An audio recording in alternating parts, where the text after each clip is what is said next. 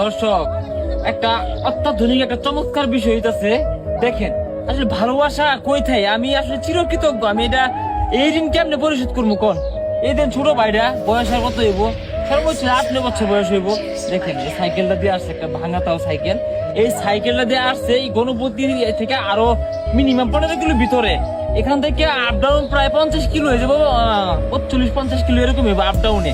এই সাইকেলটা চালাই আসছে প্রচন্ড গরমের ভিতরে এই হাইওয়ে রুট দিয়ে। দেখেন কতটা মনে আশা নিয়ে আসছে আমার সাথে দেখা করবো, আমাদের সাথে আমার সাথে দেখা করবো, অথচ তার একটা ফোনই নাই। একটা ছবি যে তুলবো আমাদের সাথে দেখা করে, তার কোনো অ্যান্ড্রয়েড ফোন নাই। ওই যে আরেকটা ছোট ভাই দেখেন আসছে, এই ছোট ভাইটাও মানে লজ্জা পাইতেছে, শরম পাইতেছে, কাছে আসতেছে না। মানে কি করে মেয়েদেরকে কই রাখবো কোনছে? সামনে দোকান আছে, তোমার কিছু খাওয়াই দিত। হ্যাঁ দেখা করে ভালো লাগতেছে। হ্যাঁ বুকে নি তোমার।